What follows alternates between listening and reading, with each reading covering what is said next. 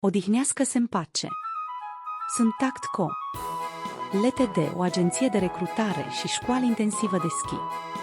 În competițiile olimpice de sărituri cu schiurile, sportivii pot fi descalificați pentru schiuri sau îmbrăcăminte.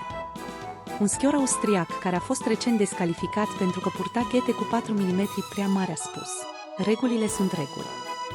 Atâta timp cât toată lumea joacă în limitele regulilor, este în regulă. În calitate de campion al Cupei Mondiale de sezonul trecut, sunt sigur că țintea medalia de aur și mii s-au părut comentariile sale impresionante. Toată lumea, asigurați-vă că arătați rezultatele antrenamentului vostru. Telefon 052 231 1671 15/2/2015 Nishiki, Nakaku, Nagoya, Prefectura Iki. Este important să știi cum să reacționezi atunci când te afli într-o situație dificilă.